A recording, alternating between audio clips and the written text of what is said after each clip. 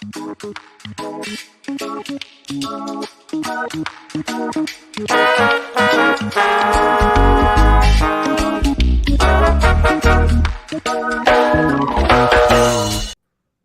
up, everybody? Welcome to another episode of Representing the Resin. My name is Jameson Baldwin, and today I'm joined by ARKA and CONOR of SLURMMM MELTS. ARKA, CONOR, thank you so much for taking the time, guys. Thanks for having us, man. Appreciate it. Good to be here. I'm very excited to dive in. You guys have made the transition from the traditional market into the rec space here in Canada. There's a lot of stuff there that I want to touch on, a lot of experiences I want to hear about and pick your brain on certain points. But before we talk about what you've got going on now, I want to learn more about you two as individuals. So CONOR, let's start with you. Where are you from? Where'd you grow up? Cool, man. Yeah. So both from Ottawa. Grew up in a nice community called the Glebe. Really nice neighborhood, lots of educated people, real safe, very multicultural, very diverse. My mom's an architect. My dad's a psychologist. Very young in life, found martial arts is one of my passions. I'm a black belt in Taekwondo, black belt in Japanese Jiu-Jitsu, and brown belt in Brazilian Jiu-Jitsu, which is... When did that start? Was that early childhood fascination? Was that something your father brought you into? Like, how'd you get into that? Man, no lie. I just real young. I was into Dragon Ball Z, and I was like, I'm gonna learn to fly and shoot energy beams, and I'm gonna save the world. I think I was like 6 years old or something like that, and I just, I kept heckling my parents. And it's funny too because I didn't know what martial art I was getting myself into, so they like kind of took me to a bunch of different studios, and I didn't even choose. They just really vibed with the instructor, and I guess it seemed like I was having a good time, so we just rolled with it. So yeah, that was probably when I was about 6 years old, I'd say. Oh wow, that's really cool. So like, other than martial arts, like were you into sports, or was it purely martial arts for you? Yeah, so I was always into individual sports. My mom's from a traditional Chinese family, and we all really take to our tennis. So like, even my grandma, she's 100 years old, and she still catches all the matches. My mom always watches all the matches. So anytime I visit family, we'd always just kind of be forced to play tennis. But I guess it wasn't really forced for me, like I always enjoyed it. Never really took to the team sports as much, just kind of like to do my own thing and, rely on myself. It's my fault if I mess up, and, victory for me too. Yeah, absolutely. Growing up, when did you become aware of cannabis? So I smoked for my first time probably when I was like 11 or 12 years old. That's when I was honestly just like hanging out with a group of guys, and they just told me, like, I just came to meet up, and like, yo, we're trying to steal some weed from Jacob's older brother, Zach. And all I knew about weed was just, the school conferences that say don't smoke weed, but all my friends are pretty down, and like, I'm not going to be that guy. So, eventually we stole the weed, and his brother actually like found us and was like, what are you guys doing? Like, I'd happily smoke you out. So they just took us around back porch. We all smoked up. And I remember too, I didn't really care for it too much. Like the first time, and I was like, okay, this is cool. It is what it is. And then, to be honest, I feel like it was maybe 2 years later, just had my first heartbreak, and came back to the weed, and I was like, oh, this kind of numbs the pain from that, and like helps me kind of keep going forward. So, started to be like a bit of an on and off smoker starting from then. And then maybe kind of like end of high school, another heartbreak, same girl. I guess you never learn, but started to smoke kind of more seriously, kind of almost every day, coming to school stoned sometimes. And actually, it's funny, I forget exactly how we got introduced, but just a mutual friend introduced me to ARKA. And at this time, like, my relationship with ARKA was basically like, he was my weed dealer. He always had the good quads, and I feel like we always got along on that level, just in that a lot of my friends were down to smoke too, but like not the same, like I cared about the weed. I always wanted to get good weed. I was interested in the new products, the hash, I remember ARKA saying early on, just like, man, like you chill the same way I do. And I think what he meant is we're just, down to just sit there and just keep sessions. Good, did you like ARKA right when you saw him? Were you intimidated by him? Like, what were your first thoughts when you met him? Yeah, I mean, like I was a little intimidated because he was just, I guess, you know, my weed dealer, but at the same time, I know ARKA's super charismatic. Like to this day, I say that's his like best trait he's got going from everywhere he goes. Everyone just loves ARKA. And so I've seen him to like move to different cities and just, I don't know, he does it, but just give him a quick month. He's like plugged in with all the good weed guys. He's selling weed to people. He's sessioning with people. He just makes it happen. So yeah, I think we got along right off the bat. Yeah. So how, like, what happened after high school? Were you guys quickly to work together, or did you go off and pursue your own career path first? Yeah, I feel like we kind of went off on our own ways. So when I graduated from high school, I moved to Vancouver and I went to UBC. Took Bachelor of Science in Forestry. Dropped out the first year because of smoking weed, but you know. You brought BHO Tech back to Ottawa for the boys there. Yeah, so you know, I got something out of it. Like my first swing at extracts. Actually, funny. I lived in residence, and I was like a building away from Wayne from Brindle Farms as well. So we kind of knew each other. We never really got that close at that time, but just kind of crazy to see. You know, now we're like working like across the street from each other, pretty much. But yeah, I had just a mutual friend of me and Wayne's just showed me how to make BHO. Remember, we just sneak out in the forest behind residence and just open blast out there and just, you know, whip it up. And I think actually my buddy entered a competition on Toke City because Hashmaster Kush was given a free swing arm dab set to the guy who just sends the biggest BHO picture. So we all pitched and bought like a QP, a dry flower or something like that and blasted it. And somehow we won the swing arm. So, you know, huge day for us. But yeah, so I guess the weed kind of got me a little bit. The academics were struggling a bit, or I'll say I took more of a liking to the weed than I did to my program. So ended up moving back to Ottawa. Got back into the martial arts, just wanted to get myself, you know, on the right track. I knew it was just something I've always done. It was good for me. And I just really believe too, you can only put so much time into things, and the time you put into things are what makes you, right? So I'm like, I've already put so much of my life into this. I just got to keep going. So I actually ended up managing MMA gym. It was the headquarters location of Ottawa Academy of Martial Arts in Ottawa. And funny, so like, you know, I came back to, and, you know, I just came from BC. I've been smoking good weed. So obviously like ARKA's the only guy I'm going to go to now that I'm back. So we're kind of back then Ottawa it was hard to get quads, man. It was hard to find quads, and like when you did find it, you paid whatever you could for it, but whatever they were asking, you know? Yeah, you got regulars, you got exos, and I knew I was just, I'll pay for the more expensive one, you know, it's worth it. 100%. All right. So I've got questions for ARKA about that, but I want to kind of take it back and start at the beginning with you, ARKA, and learn a little bit more about you. So we know you also grew up in Ottawa. Yeah. Are also from the Glebe? Not from the Glebe. I always grew up in like the burbs, Bell's Corners in Ottawa, in the Pean area. But I went to high school downtown. Like our high school was right beside City Hall, so that's basically where the lifestyle started for me. It was right when I went to like downtown high school, you know, and flipped the first gram I bought for twice as much. Bought 2 grams, and that was the story. You know, that was it. But just been moving and dealing in it since then. Dropped all the sports to really focus up on the weed. Even as a like 15, 16-year-old, I remember like bubble bags came onto the market around then. I don't know when. I guess this is 2005 or so. Yeah, 2005. And me and a homie bought like a half pound and fucking went into our buddy's garage in the middle of Canadian winter, you know, minus 20 degrees.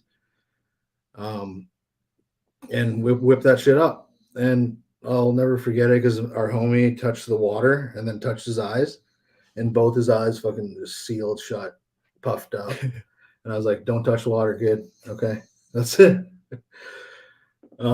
Yeah, and at that time, I remember like trying to sell the hash and be like, this is worth like 20, 30 bucks a gram, guys. Like, you want to buy it? And people were like, hell no, what the fuck? You know? in Ottawa, we had like good hash plugs. We had the Lebanese, we had the Afghan, the Moroccan, close to the sources, let's say. And yeah, we just grew up in that. Who put you on? Like, what was your first experience with cannabis? My first experience was like Red Hot Chili Peppers concert when I was 13. High school kids next to us like saw us chilling and vibing. They handed us a joint. I can't say I was like fully down at first, you know, it was like a good experience. I didn't hop into it right away. Also took some events to transpire to, you know, like be like, oh, you know, this helps me get through. Yeah. Like that was around 15 is when I started blazing every day. And that, and you were like, to deal with, you know, whatever you were dealing with at that time, you found, you know, cannabis to be that solution. Absolutely. At that age, like it helped me focus and like, you know, like I guess I have ADHD, you know, like a lot of people I feel can not sympathize, but like also deal with similar things. Yeah. But like my thoughts are scattered. You know, my thoughts are everywhere, especially when things get bad. My thoughts are everywhere. And you know, just taking a little hit and helps me focus on like what's important, what's in front of me, stay present, you know. And that was it from the beginning. For sure. So I mean, you know, you say like 15, by 15, you're kind of like moving stuff out of your life to focus on, you know, this cannabis thing. And yeah, what are some of those first cultivars that you remember, those first packs coming in that really made an impression on you, that, you know, set you on that journey to continue chasing that good? Word.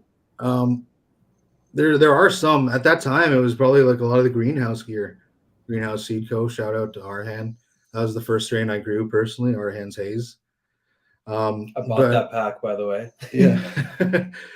And, you know, like I remember the packs that we would go well were like Super Silver Haze, Super Lemon Haze. Homies close by would grow some fire packs. Like I remember Blue Cheese. But this one, like I got this one Afghan Kush, which was like, I guess like we'd never seen good Kush at that time. And like that was some fire Kush, and that was one of the things. Blueberry, DJ Shorts Blueberry. And so how did it work? Did you have a connect in British Columbia and you were just had a direct line, or were you dealing with brokers? And like, how did you find your way to get the quads that Connor ended up seeking out for? I guess just through smoking, man. You're in high school, cruising around, smoking with people. Like they have better weed. Oh, where'd you get her from? Like, let me sit down with that guy. You know, next guy got better weed. I'll sit down with that guy. Like, do business. That's basically how it was. Yeah. And were you a flower guy or were you a hash?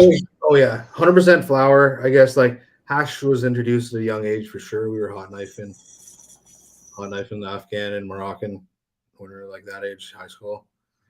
But mainly flower for sure. Yeah. We got the BC pack sometimes. We got like BC grapefruit.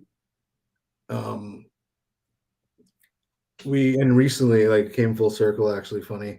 We met the crew in Victoria here that actually bred and brought it up, the BC grapefruit. And I got to be like, oh man, I remember those, like smoking that for the first time when I was 15, 16. It was kind of a full circle moment. Pretty cool. That's really cool. So you talked about, or you just kind of mentioned that you were growing those hazes and that Connor had actually bought that pack. When did your cultivation journey begin? Like when did you grow your first plant? Grew my first plant when I was 18. Moved out of my parents' house, and my girlfriend at the time, her mom was an old grower, and she was trying to give away her old hydro equipment. And she was like, "Hey, ARKA, do you know like anybody that would want this stuff?" And I was like, "Yeah, you know, I could probably figure it out. Let me take it off your hands." You know, blew out our first apartment immediately. You know, it got raided. Also, that same spot. Unrelated though. Unrelated. Kept it tight on the weed. Yeah, unrelated. Yeah, that's when it started. Just like my homie, I had a homie that kind of grew crop once or twice at that time, and you know he had a source of clones, and genetics, and we just linked up, and he kind of just showed me the way. And I felt like at that time, like you don't learn any other way. Like the internet wasn't really big for the scene at that time, I guess. And there's forums, old school forums, but like that was about it. Were you active on those forums? Not too active, no. Just Cruiser would read and follow everybody, but it's interesting to see, like now people are on Instagram. You see these guys that you used to like look up on, like I see. I Yeah, I see. Yeah, you just inside everybody's tech Yeah. right away. You can just see it real time. You know what Yeah. everyone's doing. You know what a proper setup looks like. Right? Yeah. So did you push forward into the cultivation, ARKA? Was that Yeah. something that I you? guess so. Like that's where my passion lay. Like grew some okay weed, but always wanted to grow better weed. Because I would see better weed, and I always wanted to grow the best weed that I could. And like it doesn't always happen. There's a lot of lessons to learn along the way in growing, and it just I don't know. Either I feel like if you're a grower and you've been in it for a while, like you're gonna get used to the losses, and either you're gonna give up and stop doing it, or you're just going to keep eating it to be better, I feel. And that's how, yeah. At least that's for the OG growers that I know, Yeah, I mean, absolutely. Did you start out with double-ended high-pressure sodium, like air-cooled ball? Like, what was your setup? Yeah, that was it. Not even like that. It was like air-cooled or HID stuff. Yeah. Air-cooled with the tubes sucking out. Yeah. The bat wing hoods. Even like auxiliary lighting, we jacket from a construction site. Probably wasn't even a good like spectrum for the plants or anything, but we jacked in with like more light. I guess is good. That was some of my first grows, so we're learning still.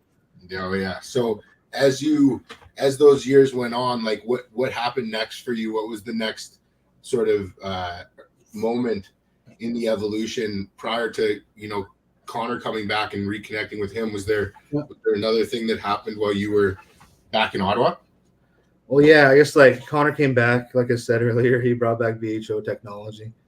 So we started like blasting tubes, whipping up small batches for the homies, like contract work type of thing. And I was, not many people were smoking it, mainly just us because we wanted to get high as fuck. We want to smoke good. That's what I'm saying. That's how we always got along, right? We're always just about that. I don't care if anyone else is going to smoke it, right? We're making it for us, and he's down the ride. So yeah, and like we'd make it for other people, and at some point, like I actually introduced CONOR to like one of my plugs, and he wanted to make BHO, and I was like, you guys should link up. This is like after he came back with it, and we've been doing it for a few years now. And like, you guys should link up and show them what's good. And, that resulted in CONOR and the plug exploding and having 3rd-degree burns all over their faces, all over their hands. He got the worst of it. Yeah. But he had some badass face scars, so he was okay about it. He didn't kill us, We're all good. Move forward, kept working with him too. Yeah. He got over it really well. That was the day we ended BHO, though. That was the last day either of us like blew a tube. Yeah, that's actually not true. It's funny because I blew that up, but I still wasn't done. I felt like I owed that guy, so I actually like asked my buddy if I could just open blast in his backyard, and I finished the batch to try to salvage what I could. But that was the last time I ever did any blasting, so related to that event. But one more time after, yeah. BHO career is over, though. Yeah. I knew my career was over. Just had to get it done. Wow. And I guess to continue that, I was like just needed to get the fuck out of Ottawa at that time, facing some bullshit, and I need to hand off my business. And I was like, oh shit, this business is just gonna go and rot away. And then CONOR kind of stepped up and was like, let me take over. And I was like, okay, if you want to do it, let's ride, So handed it off to him, got out of town, went to Banff to like chill in the mountains for a bit, snowboard for a year, and just like think about it before I moved to Vancouver to jump in like 100%, I guess, 1,000%. That's okay. That's pretty cool. So CONOR, were you taking over just sort of keeping the network alive, or were you actually taking over the cultivation? Yeah, at that time it was just keeping the network alive pretty much. And like, to be honest, just kind of where I was at in life too, it was just like selfishly money motivated. I just, wasn't quite cutting it at the martial arts gym, and like knew it'd be hard to get where I wanted financially in life sticking around there. So just saw that opportunity, and I kind of saw that like ARKA was, lost, not sure what to do with the whole business. And I'd sort of seen a little bit of the inside because he would always stash some of his stuff at our mutual friend's house. So I'd kind of see him coming in and out, and like sometimes help him with the odd thing. So I remember just telling him like, yo, I can do this. Like, I'm motivated. Like, is anyone else down? Because like I will outgrind them. Like, just show me what to do. Yeah, just full dropped everything. I was just riding along with him, just go meet all the people, like meet all the plugs. Out of town and everything. Like, yeah, just lay out the whole program and everything and how it works. Yeah. And also the heads up, like I was escaping the lifestyle myself. Like at that time, it wasn't just weed, Yeah. I was escaping other things, and like I just needed to get the fuck out. And I was like, yo, like if you're gonna take over, you're gonna have some fun, but like plan an exit, bro. Like, that was like my leaving advice. Yeah. I left and then made it to Vancouver. And then at that point, I wanted to keep we were doing business still. But how good a snowboarder did you get spending a year in Banff? Oh man, it was like probably the best days of my life. Like, to be honest, I wish I could go back to that. That was good, man. He taught me how to snowboard too. Yeah. His skills. That's super nice. So you get your head straight, and you make the decision to continue west. And do you know people in Vancouver, or are you? I don't know anybody at that point. I just landed, or actually, when I say anybody, like I had 2 friends there. Sure. I got a couch to crash on when I landed. They're not connected to the industry by any means. Yeah, so. Nobody in particular. The couch. Yeah. Just the couch. Yeah. And so what's your first move? You get to the city. What's your first move? Like what's next? Find some plugs, to be honest. Like, this is the mecca of cannabis. Like, just my dream as an East Coast boy to like land in Vancouver. This is what I always wanted to do. This is what I decided to commit to. Started to find some plugs, like got a job at a dispensary, managing procurement, that type of things. Just started learning the ins and outs of the whole, how it used to work in the good old days of like the pre-legalization gray area dispensaries that were going on in Vancouver at the time. So that was like the golden days. You got to, like, managing procurement at some of those dispensaries, like you got to put your hands and nose on a lot of packs on a weekly basis. Like, how many packs were you looking at in any given week? Oh fuck, I don't know. I would literally sit at the shop like 60 hours a week, like 7 days a week, and just kind of like see anything come in. Like, I was the one testing the edibles, shatter. That's where I met Tim, my first dispensary. I remember him coming in with a giant beer, or Kind Selections. Sorry, Tim. but yeah, he had this huge beard and came in, and like he had the most fire BHO I'd ever tried at that time. I didn't know BHO could have terps like that. And I got to meet some good people in the game, and like get to like, it was getting to Vancouver was intimidating, let's say. Like, I didn't know what was what, and you gotta get to learn the lay of the land. How long did that take? How long until you felt like you were part of that fabric of that community? A year or 2, I guess. I was like front lines of it, meeting a lot of people, until I like kind of was like, oh shit, like I gotta do better than this, because like the spot I was working at wasn't great. Like, they would try to make me push PM packs. I would not. They'd be like, oh, why aren't these packs selling? I'm like, oh, I don't know, guys. Sorry, I don't know. Like, because I've been pushing the clean packs instead. But a lot of moral issues. Yeah. And like questionable ethics is what I was exposed to in the game. But then also, like, got to be able to work in some grows with some bigger grows than I'd ever have seen. at that point. You know, like I felt like I was in the green closet before I came to Vancouver, right? Like I didn't talk to anybody. Nobody knew that I was a grower, like, you know, other than like the people that would need to. No, like, you know, like Ottawa's petty as shit, and like you'd get robbed for things like that. Like, no joke. Like, and yeah, so like coming to Vancouver, people are more open, and you know, I got to work in grows, work in the dispensaries, and yeah, build. What was that like? What was the move? What was the idea that, you know, when you got to that point when you realized, you know, this isn't it, this isn't, I'm not happy doing what I'm doing and where I'm at right now? What was the next move for you? That was it. Like basically, like I'd done it for a couple of years and was like, oh man, I there's probably better people in this city to work with. You know, like at the time, Eden had some fire, and like they seemed to be doing it right. And like, you know, Sunrise was also there, THC was also there, like doing it proper. So I knew those guys were out there, and I just had to take a break from the scene of like frontline dispensary work, and we just focused more on like cultivation consultation, like working crews, taking down stuff. And then I guess like at that point, I also had the connects to do my own thing, so I had an online dispensary at that time. That we set up together. Yeah, that we set up together actually, and that's what got CONOR out to Vancouver in the end. Yeah, so was CONOR, so CONOR's out over in Ottawa the whole time, and then you guys decide to connect on the dispensary?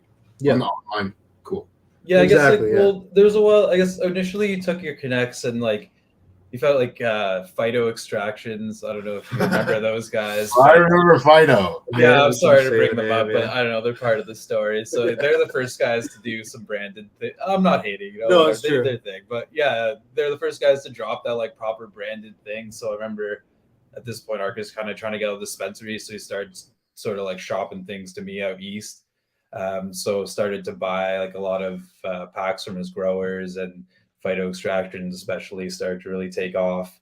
And then we're just kind of realizing that ARKA knew all these guys through the dispensary, so like he could, you know, source a dispensary of his own. Like he knows how to do it. So we kind of thought that maybe we'd do just like a mail order dispensary. So we set that up. I was still living in Ottawa at the time. ARK was in Vancouver. As we used like my lawyer in Ottawa and everything to set it up. And then I went out to visit ARKA, and I'm trying to remember what year that was. I can't remember, but I just remember I just came out. 2015. Yeah, something like that. I came out to shop some packs, and then he took me out to Tofino. I remember we were just dabbing heavy. Like this is the first time really started to see dabs. You know, the titanium nails, scorch it till it's red hot. You know, kind of coming back into the scene. So we're just dabbing the whole way up, and just remember kind of driving around the island. It's my first time being there, and like I don't know, it just like hit me. I like hadn't even really grown at this point, but I was like, I want to grow weed on the island the rest of my life. Like this is it. So I kind of always like at that point, I just basically like complained to ARKA like that he's like in Vancouver and was like, I'm like in Ottawa. This is bullshit, and like you know a lot of the same problems that are kind of ran away from. They're starting to creep up my alley. I'm starting to you know feel the pressure that he kind of explained that would inevitably happen to me.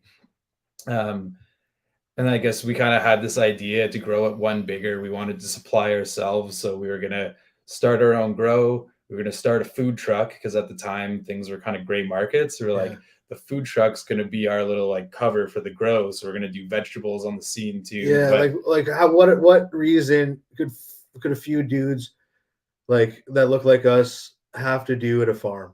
You know, we built this, like I went to farm school at UBC agriculture, like at a UBC farm there, sustainable agriculture practicum, and like I did the class just to learn how to grow vegetables, and then you know we started this food truck, and I would source local organic produce from UBC farm, and we'd serve like Burmese food to Vancouver essentially.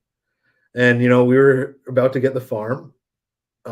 We were about to be like, okay, we're going all in on this. Like we can hide under the guise of this farm, this vegetable farm, and this food truck. You know, do a little wishy-washy. You know, like, and legalization then came onto the table.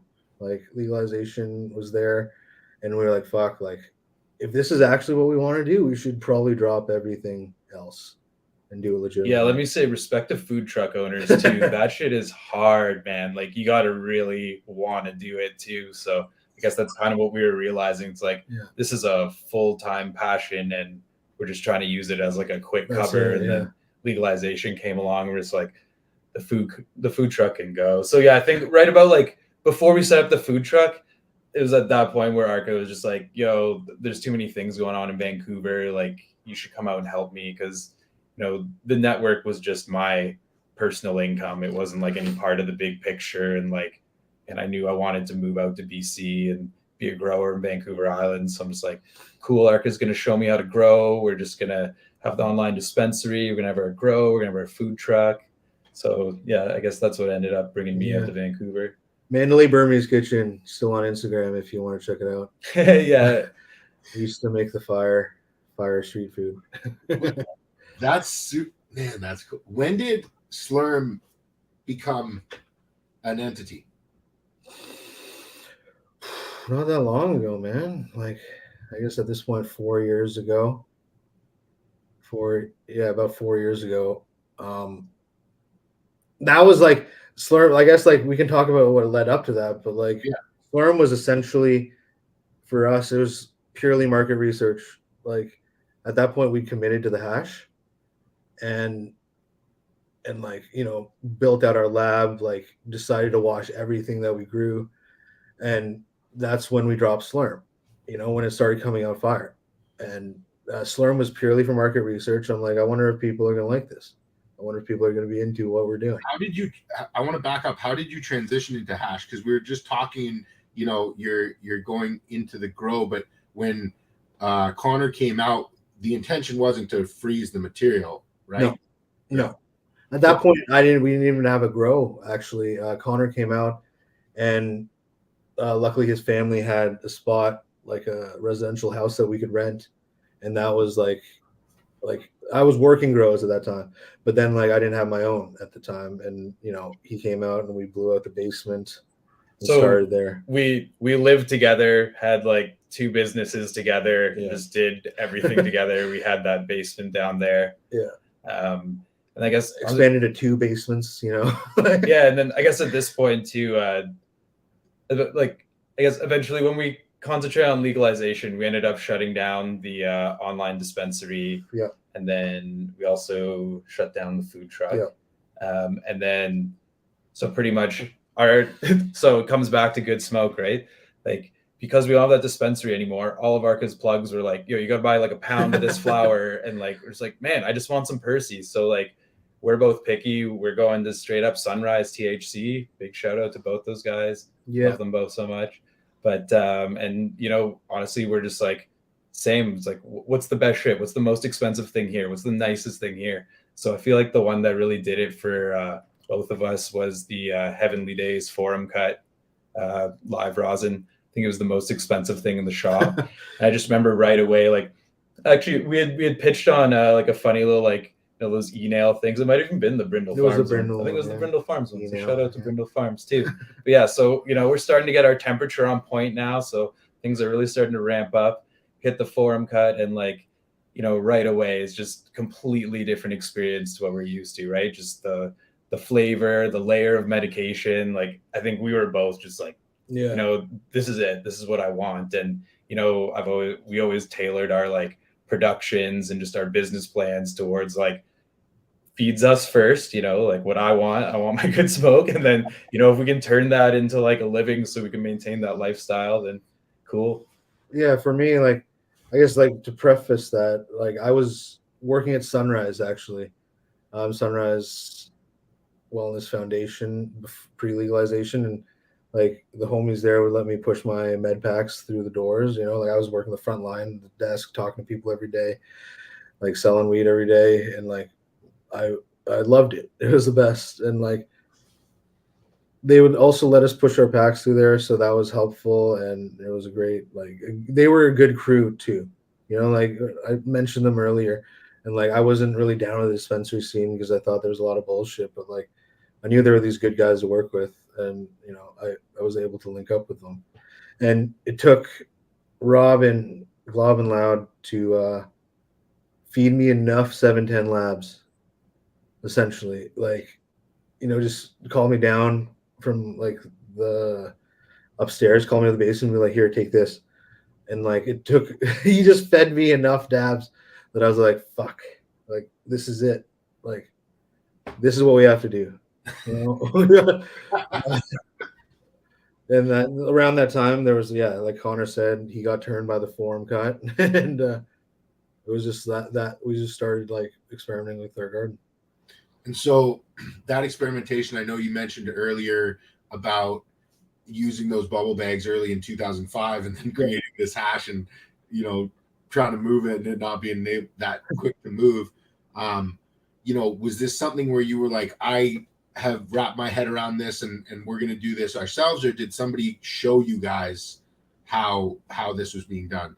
I guess I've been keeping up with it since like 2005 personally. Like I would always, every now and then I would like see a pack that had like a lot of trichomes falling off and be like, this might be good for hash, and like I'd wash it for Percy, still nobody would buy it, like I kept up with it. And like it wasn't until freeze dryers came out that like I was kind of like, oh, like I think that like solves the problem. I was never good at air drying. Air drying's a true art and a skill, and I personally was never that great at it. and when freeze dryers came out, we were like, I for me it kind of clicked, and I just like was studying every day and the process and the tech and like keeping up with it. And I kind of like basically put together our first system, put together our first wash, and it turned out like it worked out. We still wash our personal meds in that same spot. Yeah, I mean, we definitely took a big leap of faith because we were growing for flower. And honestly, I think the way it happened, because I'm just thinking our first setup wasn't actually at that spot.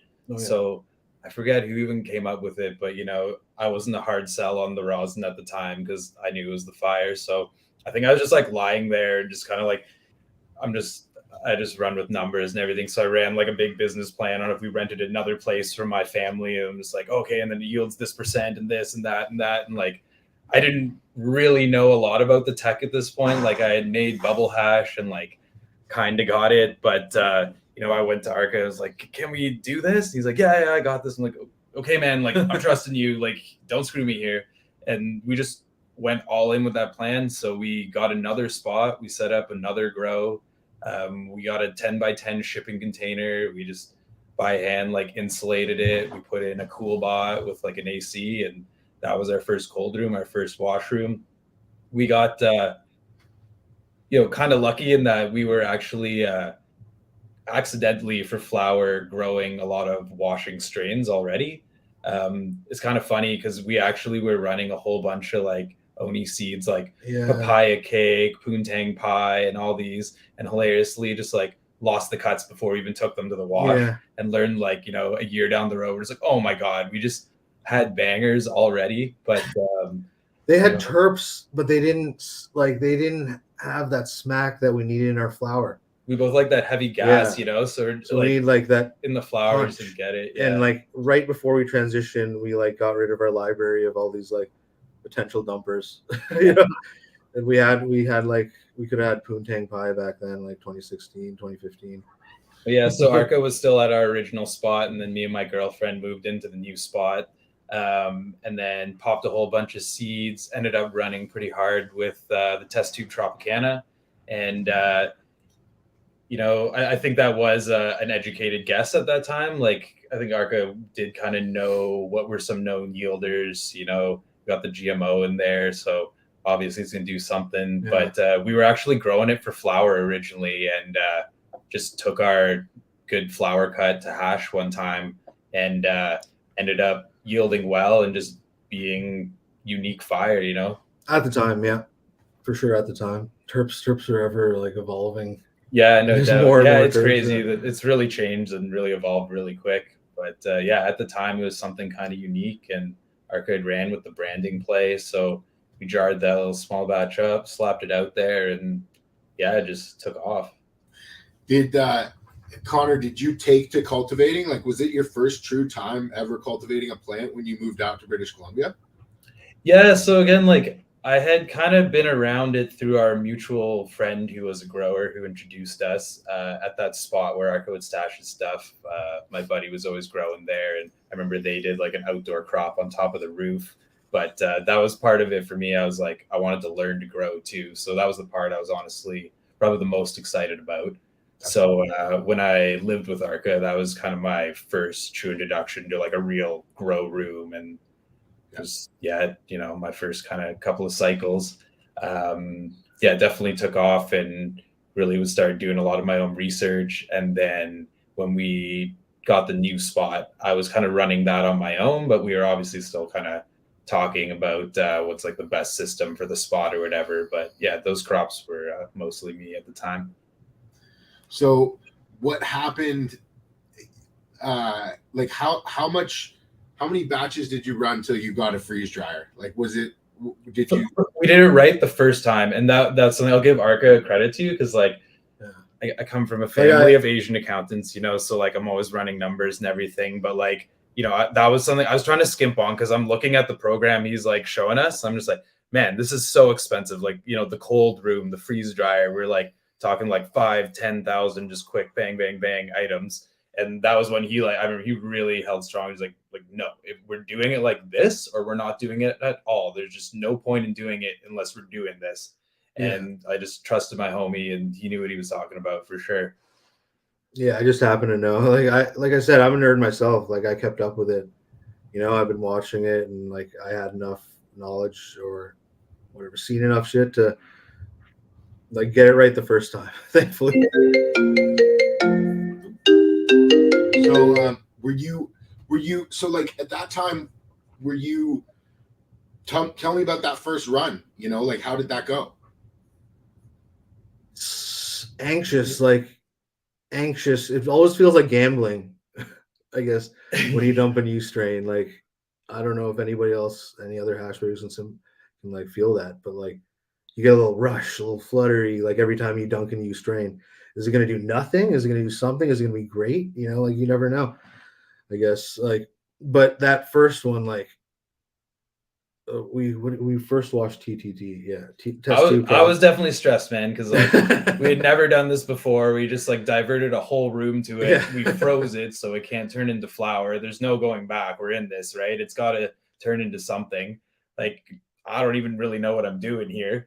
So I mean, and like Ark said, like to this day, that's one thing about hash. You just like to really have that like proper fire 10 out of 10 end product. People don't realize is like there's so many things that have to go right just all the way down the road. You have to check every single box, right? So just everything you do, there's a gamble that could make it not turn out for you, right? So like that's why I was saying I don't even think I understood how lucky we got to end up with the test tube, because honestly, after the test tube, we started to learn a lot about poor yields and things like that, right? Which I took it for granted because the test tube just killed it. And then, start washing things that yield 1%, or I remember once we ran 5,000 wet grams and we got 2 grams. We got 1 gram of 73, 1 gram of 45. Yeah. And like in the early days, we linked up with gas gods too, like early days for gas gods as well. And like we were the first ones to dunk the gas mask Bubba, and like took a pretty big loss on it with the boys, But, I guess that was the thing too, is like we love the terps and we love just always smoking good new things. And it's kind of hard when you're a grower to just be constantly putting out new hash at the speed that you would like to kind of feed your own palate. Like I'm pretty spoiled. I like every dab I smoke in the day is something different, But we realized that, the best way to do that is to collab with other growers. We can still have our staples, but, if I know somebody's good grower, good guy, he's got interesting strains, we check them out that might wash, kind of fast forwards that process of the evolution of finding all the new terps, right? So, yeah, I guess that was something ARKA was really good at, again, through the dispensary scene. He had met a lot of good growers who were shopping their packs. So he would try to convince them to freeze a bit of it for us. it's funny because like I'm an easier sell. I've already smoked the rosin. Like we've been, running together for so long. Like sure, but when you're approaching these growers, like you want to make sure you're doing them right too. So like we do our best to know that it's gonna wash, but I'm sure it's like even if all your precursor tests go good, it could still not turn out great, or maybe it's like okay, but you didn't make the money you want. Or the other one for growers is if I'm convincing you to do this, I kind of want to make sure I can give you more than if you just took it to flower, right? Otherwise, like, what was this all worth? Absolutely, yeah. So let me ask you, as this is all happening, you're gearing up for legalization, and like what are your expectations and plans of your business model on October 17th, 2018? Because I know a lot of us had a preconception of what it was going to be, and I don't feel like it lined up as what it actually was for a lot of us. 100%. Yeah. I guess our first obstacle was like we booked a bank appointment October 18th, 2017, to open a fucking company bank account, and the banks didn't know what to do with us. They were like, "What? Like, we can't touch weed money. We can't touch a cannabis business." Like still, I think it's still like a struggle for a lot of the industry to like get good banking or like, yeah. We were shocked though. We were shocked though. It's legal today, man. We set up our appointment for today. You guys don't know it's October 18th, like and legalized yesterday.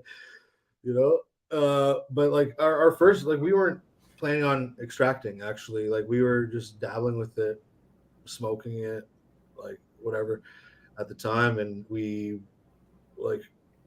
weren't going to just do processing like we do now. Like currently we're 40 hours a week in a lab doing processing at a facility, but we were originally trying to just get a micro cultivation license. We just want to do the micro, like stick to our passion or my passion of growing, and like make it happen that way. Our passion, yeah. Sorry, yeah. And like we were just trying to cultivate, and we were in the Lower Mainland trying to look for land, fighting the ALR in a lot of places. Like we literally couldn't find a spot that would allow us to do what we wanted to do. For those people listening that aren't from British Columbia or Canada, can you just expand on what the ALR is and the issues around that?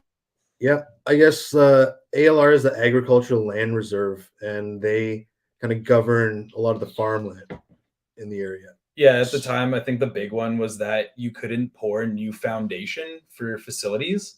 So you could use existing foundation, but that means that you kind of have to look for an ALR spot that has some kind of structure or something that's going to mimic exactly your shape of your grow. Yeah. And like, we finally found a partner like that was down to use some land that we could build on. And even then, like it was a struggle. He was having zoning issues in Langley and Abbotsford, and like fighting the ALR through the city to be able to like even build out a facility. And yeah, it just wasn't happening. And we had been friends with Brindle Farms, who lives up in Souk. We currently do also live in Souk. That's where our LP facility is, but there's this whole area here that's zoned for the activities that we wanted, and there was an opportunity, so we got into a warehouse. And we were just like starting our cultivation part of it in that warehouse, had a bad falling out with a business partner, and kind of we're in Souk and stuck a bit, And when I say stuck a bit, I mean like we just lost our big grow here. Our business just collapsed because of a bad partnership, and we weren't I wasn't sure what we were going to do, and it turned out like we as a micro cultivator, we built a contract with Old Growth Collective, and Old Growth Collective is the licensed facility that was going to run hash. So like we weren't going to do the extraction, but we had plans to like make hash with Old Growth Collective from our micro. I guess, and we were getting built at the same time. They weren't built out yet.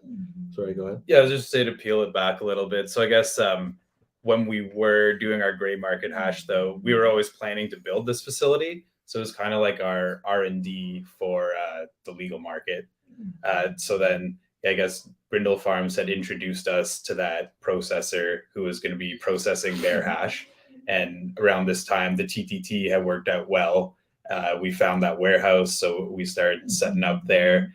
And we had signed the processing contract with Old Growth Collective. So that when we started cultivating, that our packs would go there and they would be processed in the mainly hash. Exactly. Yeah. So then when we ended up having the falling out with our other business partner that ended up losing us the spot, unfortunately, we had just still been talking back and forth with the guys from Old Growth Collective, and we all just kind of vibed, and they knew our reputation on the gray market, and we're looking for some kind of help setting up setting up the extraction scene there. So we consulted for them. Yeah, we just started as consultants and like try to bring in tech and try to help them out. And then they, you know, at a certain point they were like, hey, you guys want to take SLURMMM online? You know, and we're like, let's go. And here we are, like a couple of years later, fighting a lot of fights to get here, but finally about to do our first drops. That's fucking awesome. I think there's a lot to unpack here. I think that every large, medium, and small company in the Canadian space over the next 5 years is going to look to align or affiliate themselves with a true legacy brand that is known for, you know, some type of reputation. And you see it, you know, in California, the 5 biggest brands, I think 4 of them have direct ties to legacy roots that part of their brand ethos. So I think it's really interesting. I want to talk about, you know, were you surprised at how quickly this, specifically like the solventless space in the Canadian traditional market grew over a short period of time? I mean, I feel as though it really ramped up quickly, and brands like yourself were able to kind of ride that wave. And I mean, not ride it out of ease because you were putting out quality, but the consumer group and connoisseurship really grew at a quick pace. Do you agree with that? Oh, definitely. Yeah. The market's flooded right now with good rosin.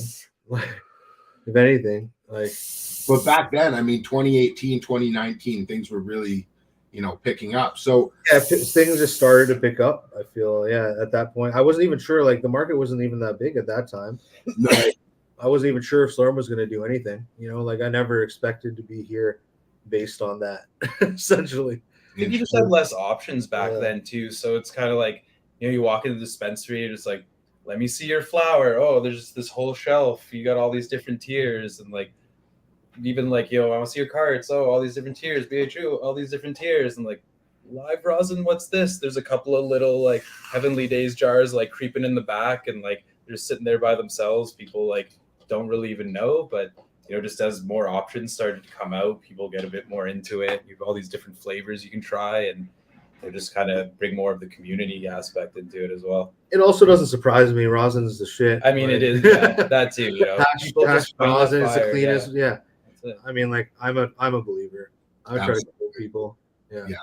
No, I'm right there with you. So you guys have that unfortunate falling out with that ex-business partner. You connect with Old Growth, and then they offer to bring you in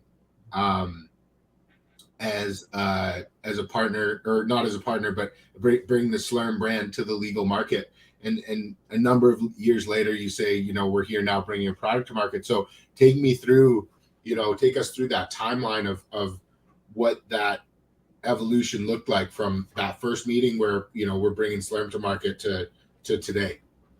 Oh, sure. That was like a year and a half ago when SLURMMM was like, when we got approached by OGC and they're like,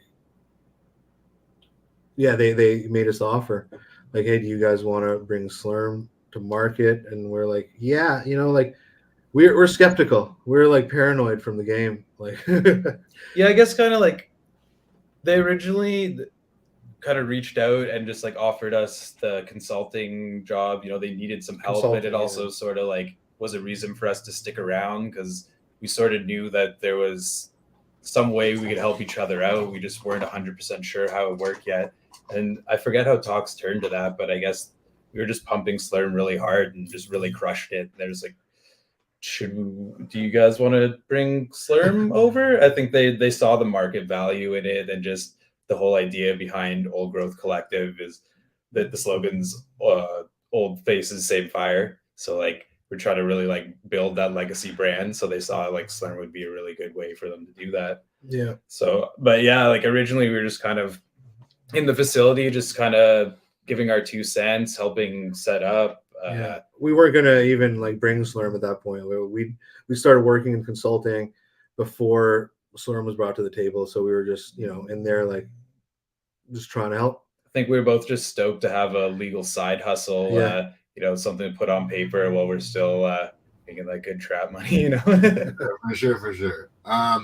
So talk to me about the lab that you're currently working in, Sure. Which was the lab that I think you consulted to set up. What are you running in there? We're running just the brootless wash system. We got 2 65-gallon wash vessels, usually doing a max of like 50 to 60 kgs wet, split between the 2 vessels. Got RO water system. We got a chiller for that RO tank. Got a big ice machine in there, and then just a couple of good old Harvest Right freeze dryers and stand-up freezer. Yeah, a few of them to cover the ones that don't work. Yeah, you got to have extras with Harvest Right, and you got to learn to be your own technician. I'll say we have a lab Conco. I haven't really played with it much yet, but starting this week. So yeah, we're gonna start messing around with it, and I don't really have anything bad to say about them. I just don't have that experience. So if somebody asked me to build them a system, I'm gonna go with something that I know. Yeah, absolutely. We just like stuck to what we knew, what we knew would work. Hand washing, like, and the presses that we started up on, like we have the Yetis, right? Which we I guess we used to use the Sasquatch. It's the M2 is like the longer one, and our original one was the single bag press. I think it's the M1. Yeah. So we ended up going with the Yetis for the facility, just in case we wanted to bring in any sort of automation. But still, honestly, always prefer to, if I'm doing it, I'd rather just run the cycle manually because I feel like every press is different. So we haven't even programmed. I haven't programmed a single cycle into it yet. So, like, are you running was the brootless from a cost perspective, or was it a preference of hand washing versus machine? Yeah, preference of the hand washing. Sure. Definitely hand washing for us. It's what we knew, and like still believe like for that just like really extra high-end connoisseur smoke, I believe in the hand washing if you know what you're doing, and so you really get that control and that feel of it. That being said, somebody that knows how to wash hash can wash hash in a machine, no problem. I think like do you feel that there's a ceiling that commercial wash vessels cannot exceed that only a hand paddler can achieve still? No, I'd say like at this point, no, but also I think it can, like, I think it's all in the tech and the individual running the machine versus hand paddling, like not saying that like you could still mess up in the hand paddling, right? You could still overbeat it. Agreed. You still don't know what you're looking for. It's all in the person running the device, whether it be hand washing or machine washing. But I personally like the dexterity and the closeness to the hand washing. So like we still lean towards that.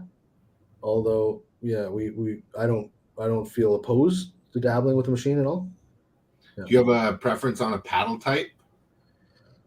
Well, currently we use the pure pressure ones. They're food grade plastic with the holes. I like the whole ones. Yeah. And what kind of bags do you run? We go use Bolt bags. The full mesh. Sorry? The full mesh? Yeah, full mesh, or I guess like there's what is it? There's full mesh bolt bags. Yeah, the wash bag itself has like maybe like a rim like 8 to 10 inches, but the actual bags themselves, like the filter bags, are full mesh. Yeah. We use Rosin Evolution sometimes too, just because at a legal facility, just because you have to change things between lots and whatnot sometimes. I feel like if we're just kind of cycling through bags, it's nice to have that option because I do believe in their quality as well. Just the bolt bags are just extra tough and durable. They'll last you a long time. Yeah, you maybe need to replace those like every few months as opposed to every month. You know, like the Rosin Evolutions, if we're washing all month, like definitely want to replace the set after that month. But like with the bolt bags, you could run it a bit longer consistently. I'd say before they bust. Do you guys have a school of thought when it comes to wash movement in the water and what's actually causing that gland to rupture from that excision point? Like there's the Frenchy idea that you only need to spin in one direction, and it's actually the suction from the vortex that is creating that negative that pressure for the gland to come off. And then there's the other school of thought that it's that change in direction, that turn and switch that is causing that. Have you put any thought into that? Not too much, but I'm definitely like a multi-directional guy. I like to switch it up, switch hands, switch stance, switch direction. I feel like the varying directions and long time. Are you changing your wash style very much from varietal to varietal, like to open bud structure to a closed bud structure? Yes, definitely. Yeah. I guess like open bud structure would drop heads more easily, and you don't want to bust up the biomass too hard, so you're definitely going more gentle, or we are at least. Yeah. Whereas like some stuff you got to get it out, and if you don't get it out, it's not gonna. I feel like usually when we wash a cultivar for the first time, the first round we're gonna go extra light on it. Yes. And that's just because I don't know if it's really fragile and it's going to bust off a lot of plant material or unwanted contaminants. So maybe I could have gone harder, but that way I'm just being cautious, knowing for sure.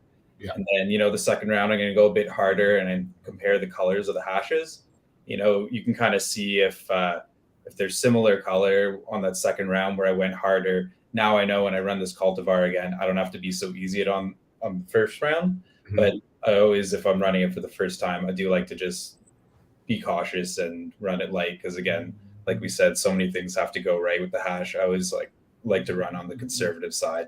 Yeah, like every batch is different, whether it's the same cultivar that you've washed before, like that grower might not have grown it the exact same way, so that like new batch needs to be like they have the same, they'll do the similar things. It's not usually that off, but like I like the hand control and like judging as it goes.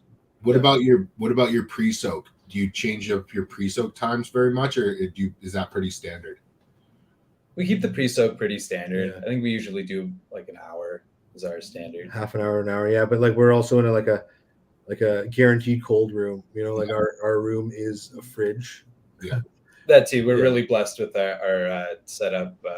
In the gray market, it'd be hard to get something like that. So, it keeps consistent temperature, and we barely have to add any ice. Sometimes we try to run with no ice if possible. Even. Yeah. What are your thoughts on iceless runs?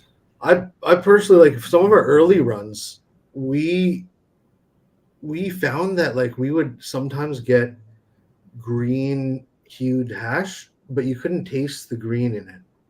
And I was kind of like, what's going on here? And I guess like I think it might have been Heavenly Days that was like maybe too much ice. And then I kind of like started being more considerate of where I placed the ice, how much ice was where, and like we got to a point where like we put the ice on the outside of the bag, because like I firmly believe that like we just need the temperature, right, not the physical ice itself. When you say you put the ice on the outside of the bag, in the same vessel or in the reservoir? So in the wash vessel, we'll have a wash bag that has the cannabis in it, and then on the outside, like between the vessel and the wash bag, That's where we place the ice, Mhm. so that there's not direct contact, not direct abrasion. For whatever reason, like that seemed to work for us. We didn't really have any issues with green going forward once we did that. But yeah, Yeah, like that's it. I don't think that the ice is necessarily wrong, no, but like no, sorry. the whole reason for the ice is the water temperature, right? So if you can get the temperature without the ice, why wouldn't you? It's just an extra added just possibility in the equation. And now experimenting with a room that is cold enough, that has an RO tank that is ran on a chiller. Like we know the water is like cold enough, so we've run some batches, and like I think it's cleaner product in the end. Yeah. For some reason, like when I say that, I mean yield from hash to rosin, I guess. Yeah. Or purity. Yeah. Yep.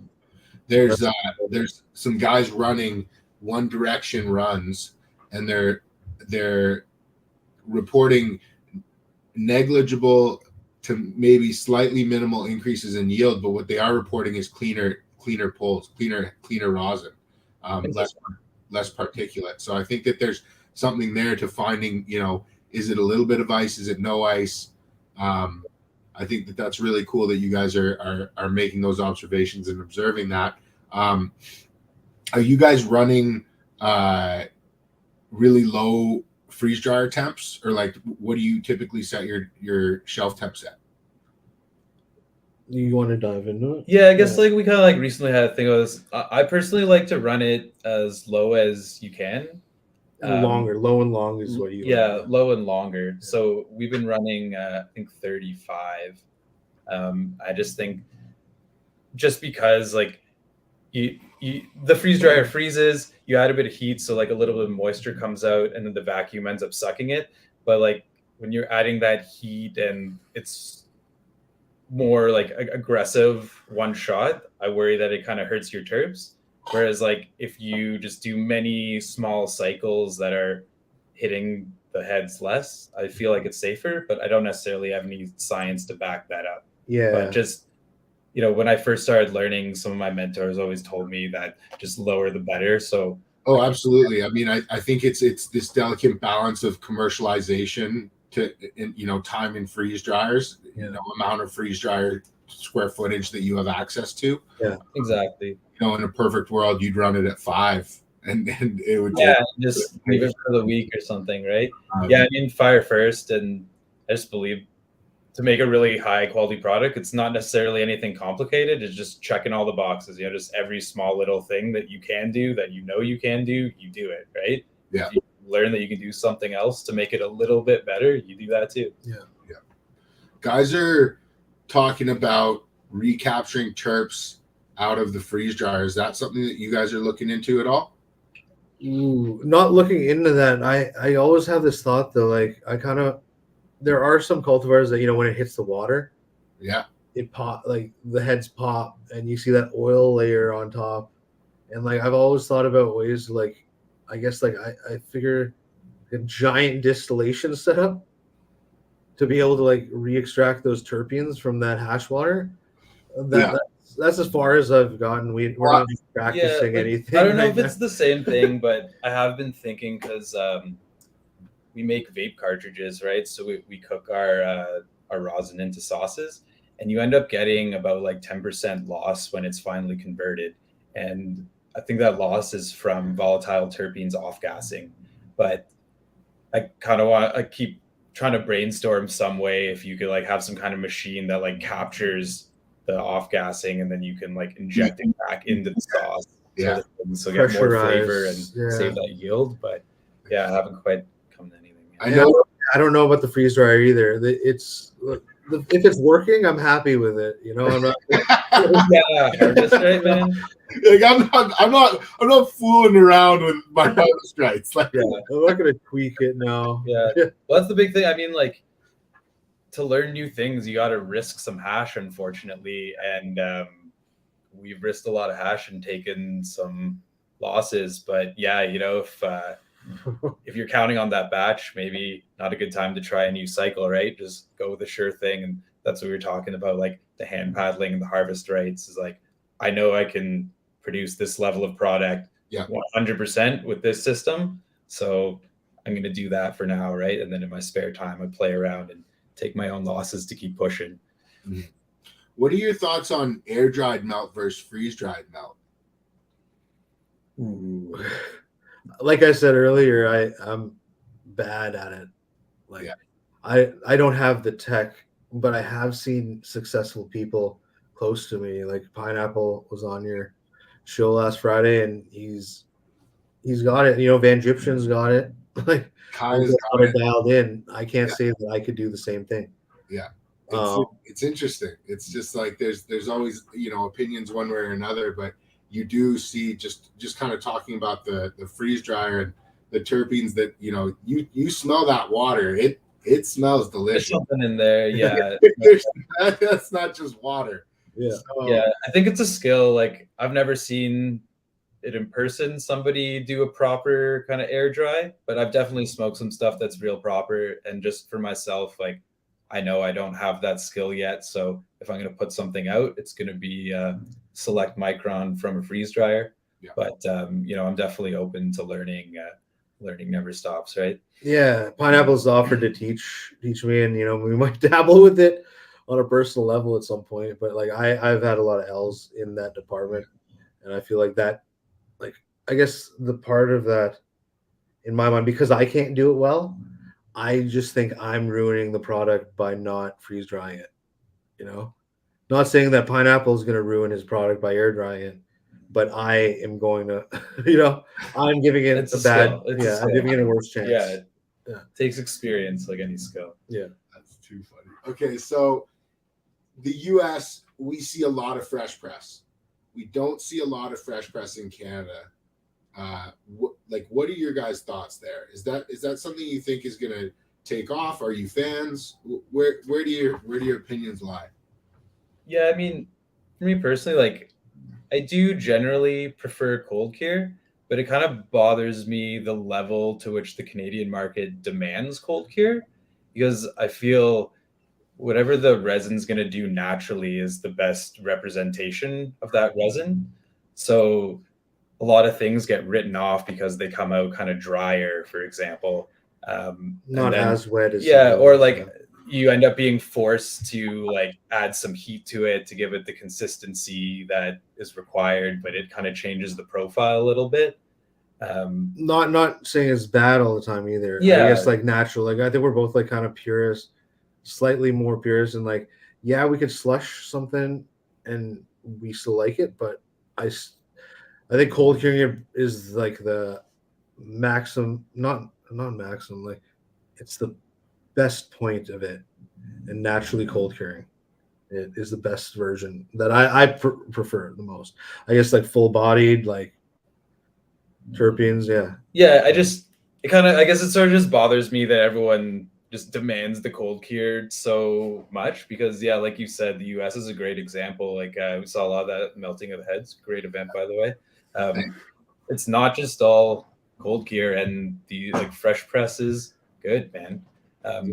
So actually, even I feel like there was a while where I was kind of a little against fresh press, and then Pineapple shared his Pido cut with us. We did a batch of our living soil garden, and it was crazy. It's just completely shelf stable as fresh press. Left it out for like a month, it stayed the same, and it doesn't cure. Yeah, it was fire, man. Like it didn't have any of that kind of like planty fresh sort of taste at all. It just like crazy terps, really good effect. And I have to say, I mentioned earlier that every dab I take is a different one. That was honestly one of the first things that I hit like 2-3 back to back. Even just like having a full solid roster in my fridge, and just like going back to that Pido. Yeah, I think that you need to hunt for your fresh press or your cold cure, and you're just like double, triple, rainbow lucky if your thing that you hunted for cold cure actually is good fresh press as well. I remember, not even trying fresh press on pheno hunts, and then starting to listen to some guys talk and being like, oh my God, like I should be smoking this fresh press, and then trying the fresh press and being like, whoa, like this, Yeah. this Yeah. And I always try. We always things try pretty it, much like, right off the yeah. press just to see. Not at the lab, at the med spot. Yeah. At our personal to spot. clarify, of course. We're always dabbing off the press. You know, like we finished pressing one strain, we smash a dab of it, and like we've noticed that not every strain, like it's not the best representation of every strain. Well, most of them actually, like aren't represented well in fresh press. You know. But yeah, like you said, I agree. You'd have to hunt that fresh press strain, you know, like know that that's going to be shelf stable for longer, so that that person gets it in that fresh press form. yeah, Because like, I don't want to like. I guess like that's also supply chain issues with how we have to deliver it to people. Totally. Yeah. Yeah, but like I don't want to be selling fresh press and it come Yeah. It comes as crumbled chalk. crumble chalk. Nobody wants that. Yeah. yeah. I think that you know, when I ask all these US guys what the desire with fresh press is, it's basically that you have the optionality to take it whenever you want it. You're like, as an educated consumer, I can put this in my pocket for 2 hours and put it to where I want it, or I can take it right now, or I can fully whip it up. And for me, I'm very partial to cold cure. I think that you know, for a number of reasons. There are, however, fresh presses that are just like incredible. There are guys who have hunted things for fresh press that they're meant to be fresh press, and you try them fresh press and cold cure, and you're like, no, that is meant to be fresh press. But I find those much fewer and farther between. But it's interesting how there's none in the Canadian market, and I honestly think that has to do with our like geographic distance between each other. It's just like, yeah, I think about that sometimes. Back in the day, you're like trying to ship something out to the East Coast, and it's like 30 degrees outside, and it's sitting in that mailbox in that mail truck, and you're just stressing, and your jars are upside down and smearing all over the place. And yeah you got fresh press in there, you know it's spoiled. Oh yeah. What about melt? Where both of you guys do you prefer rosin to melt, or where do you sit there? I think we're both like I'm definitely a rosin boy. I think we're rosin boys. Although, okay, overall, I do appreciate really, really proper melt. And I guess it's kind of like back to the air dry thing. You know, it's like, it just, I admit that I'm not the best at it or the most plugged in, but I appreciate some proper melt when I get it. I just feel like a lot of people like talk their melt up, and then you try it and you're just like, oh man, it's like, it's hashy. Yeah, it tastes like hash. But like you do get those really proper ones, and you're like, okay, I got you. Like, respect. For sure. For my daily smoke, I'm usually going to the rosin. Yeah. I mean, like again, like we test all the fresh press. We try to test flags of the melt. You know, like we try to separate the microns and like see which one is going to be the best. And that is true. We always test for full melt. We always test the fresh press, and we always let to see what it does naturally, and then test it then. You just want to know our resins, right? And you never know, like you said, you want to purpose breed, but maybe you pull something early and don't realize that it could have made a fire cold cure or something like that. Yeah, we come back to cold cure ultimately ourselves. Are you guys open to heat? Like, will you do jams? Will you do pens, or are you trying to focus for on sure? Yeah. Oh yeah, we got.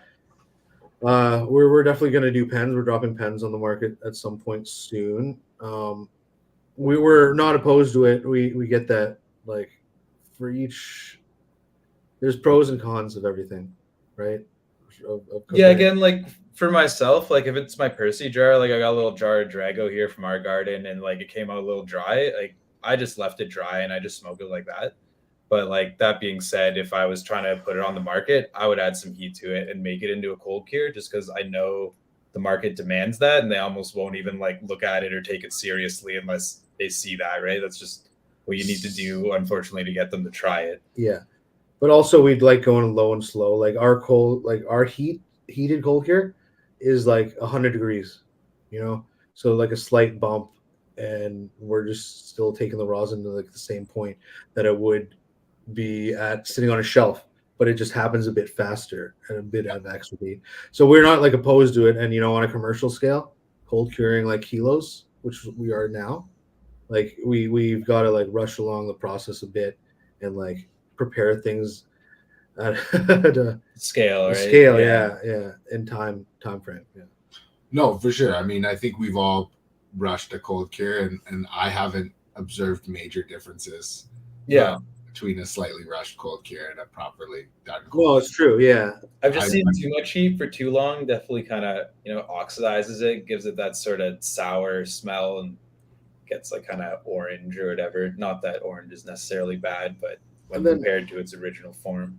And then I guess there's a lot of like tech for vape, right? People use different temperatures, but we have like we keep it at 150, and we have COAs that like show the consistency of like the terpenes basically don't get damaged at a certain point after a certain point. And if you keep it low and slow, and for us for vape sauce it's 150. Yeah. And we find that it doesn't damage it, doesn't burn it. It just takes time.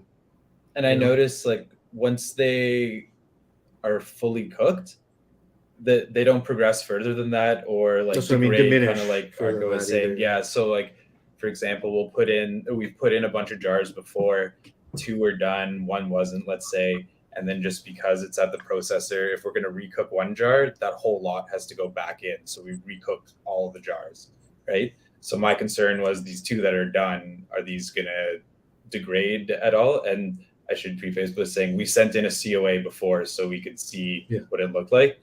And then we found that the 2 jars that were done, they didn't lose any more weight, which means that they didn't off gas, so they didn't process any further. And then B, once the other one was done, we took a representative sample and mixed it and saw that the sample came back same too. We hadn't degraded any of our. Wow. Yeah. Are you looking for bubbles, or how are you determining? Yeah. So bubbles is like a first indicator.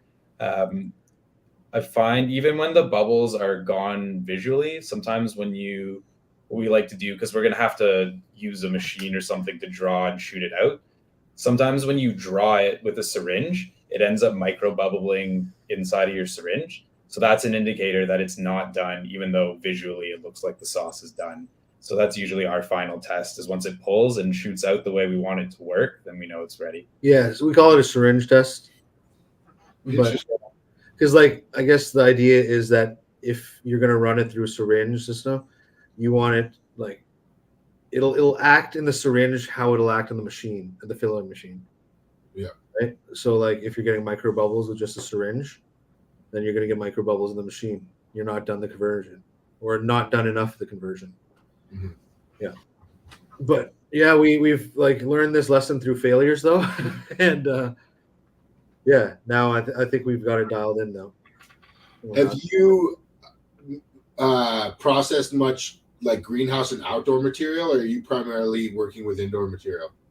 Well, sure. Yeah, one of the big contracts that OGC has processed is going to be like all the Great Gardener Farms outdoor barb. Yeah. So we process like 2,500 kilos, or almost done processing 2,500 kilos of outdoor barb. And hand washed too, by the way. Hand washed. Good. We ran our system to give it the best rendition, Yeah. And now we have like on the Canadian market, we have the Great Gardener like temple balls, the Barber Bud temple balls, the Barber Bud live rosin vape, and also just the Barber Bud cold cure. And yeah, those are our biggest experiences with outdoor. That's a serious experience with outdoor. Yeah, for our own brand, I was gonna say mainly indoor, but we've only released indoor for SLURMMM Gray Market, and our first 2 legal drops are also indoor from Island Canna or Fresh Cannabis. Awesome. We're seeing a big rise in resin mixing or blending, either pre-wash, post-wash, pre-press, post-press. Yep. Is that something you guys do? Is that something you guys are proponents of? I have blended before. We aren't doing it for the legal market. I'm not yet. Yeah, I'm not necessarily against it, really. I just think you should be careful of your blends, because it's kind of easy to turn your color wheel brown real quick, if you know what I mean. It just kind of gets a little muddled Frankenstein mess. I know some purists always like to, if they get that flavor, it needs to be like just from the plant, and I definitely have that appreciation. But at the same time, if I smoke something, it's fire. It's fire. That's it, right? So like, if it happened to be a blend, then that's okay, because I feel like I originally was sort of against it, and then started to come around that some of these things I was smoking were blends, and then my first impressions were I loved it. So do I not enjoy it now that somebody just told me it was a blend? And yeah, I mean, I'm guessing that's why you ask, because definitely some people have stigmas about it, right? But at the end of the day, if you enjoy it, like, what's wrong with that, right? I know, I guess maybe some people feel fooled, but yeah, we don't like smoke. I think we mentioned a bit before that we're more purists. I don't know what like I guess I prefer the strain itself more, I guess. But then also we've seen renditions of both mixed, and I'm not opposed, man. But yeah, I think there's a time and a place. I think we both agree. If you're gonna blend, come correct with it, you know. But like, don't make some mess, because I will call me whatever. Like, I've definitely seen some things that have some pretty cool, funky names that I look up and I don't know what they are. And I'm like, this is papaya 100%. So I know they just have their banger papaya. They got something else that's like not moving, more bland or something, and then they're just mixing it in, calling something new, So like that's where I'm against the blending. Yeah. It's one thing to blend to make something move. It's another thing to create something beautiful.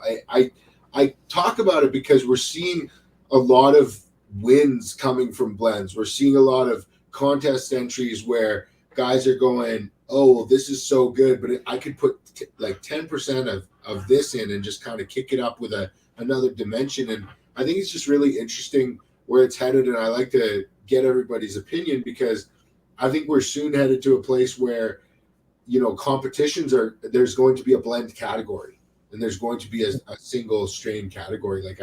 Because right now we're consistently seeing those blends place high. Yeah, man, how are they going to call people out though? Yeah, they'll be like doping. It's an honor system. Blends. It's the same way, when somebody walks in and says, I grew this and I washed this. Look him in his eyes and you're just like, oh, it's a blend, man. It's happened at every competition, man. That's it's happened at every competition. It's going to get cutthroat. But yeah, I mean, the thing is like how long that lasts in the community, because you've got people like yourselves and myself who, we don't just make our living here, but we gain our self-worth, our community is here, and so those people it's just short-sighted, because I see those people do that and I'm like, man, that's not gonna pay off for you down the road, because I know about it now. Yeah, you get found out once and you're out of the community. Yeah, yeah, absolutely. So I wanted to talk about yields, hash yields. It's something that I bring up on every show. It's something I talk to everybody about, and just see if you've given a lot of thought into it. I don't really feel as though we're such a passionate community. A lot of us have dedicated our entire lives to not just the plant but resin, and we don't have a proper way to compare apples to apples when we're talking about the plants that we're growing and the yields that we're getting. Is that something that you've put much thought into?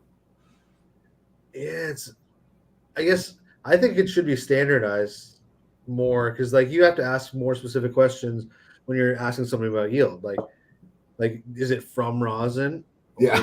From hash? Is it good micron range? All spectrums? Yeah. Like so like if anybody says a number, like those are the questions that pop into my head.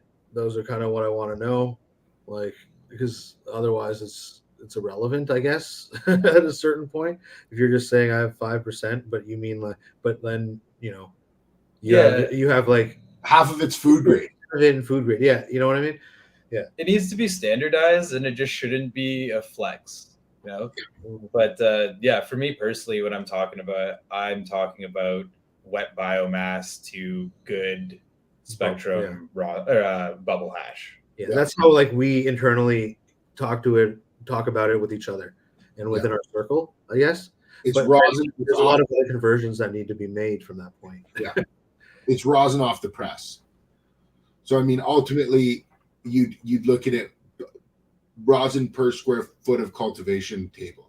Or to be honest, maybe I'm like shaking things up. I think of it in terms of wet to bubble hash, and then I will separately talk about my press yields, just because I think it kind of tells people about the resin as well, knowing how it yielded on the press. Sure, So kind of know what that result is, but I share both of those numbers. Yeah, I'm the same way. Like at least internally, not opposed to anything else. It's all.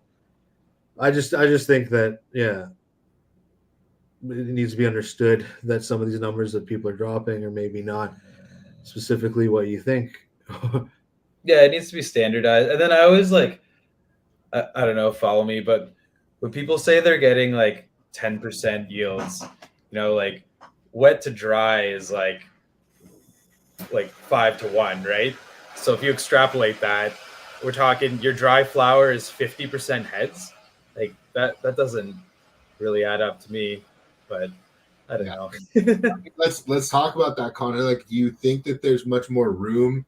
When you look at GMO, do you feel as though there's room in breeding to yield more, or just to your point, do you feel as though we've more or less maxed this plant out and now we're looking at flavor profiles?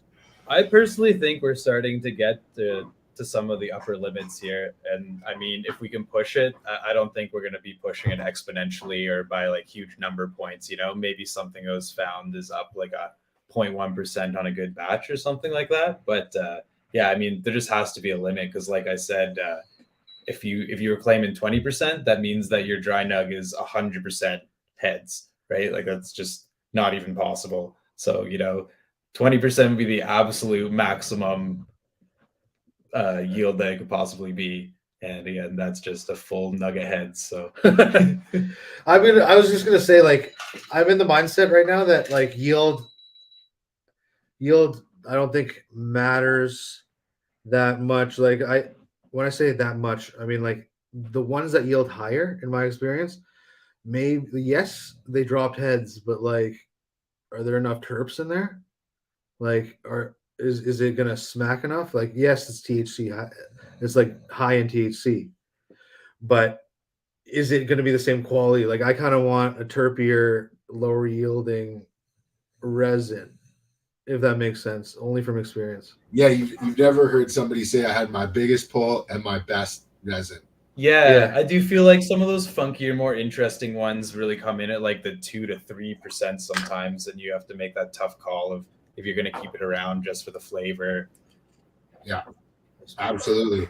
What are you guys' thoughts on dabbing and dab culture? Like, do you think that it's going to take off exponentially over the next few years, or do you feel as though the growth in our segment of the industry is going to be realized more through like vape pens and things like that? Yeah, I mean, I don't know if it's to be dominated by vape pens, but I honestly think the solventless carts are going to be a great way to introduce some people who are a little more skeptical into the whole dabbing scene.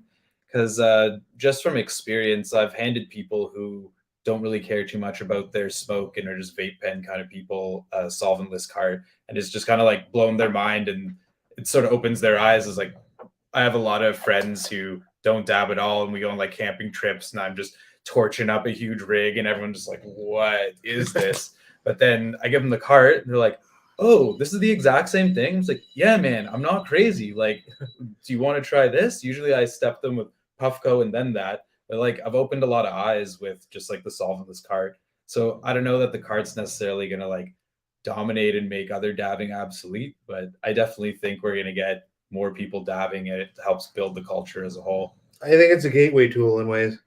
Yeah, it just lowers the barrier of entry for people too, right? Because it's like, all right, I'm just going to commit here and get a rig and a torch. And, oh, my buddy said if I hit it at the wrong temperature, it won't work. So now I need a dab right too. And you're just like, oh, it's $100 a gram. No one told me that. So just makes it easier for people, right? Yeah, no, for sure. I think that, part of me wants the torch culture to explode and thrive, but and part of me dies a little bit every time I know another one of those like new Puffco the proxies. Yeah.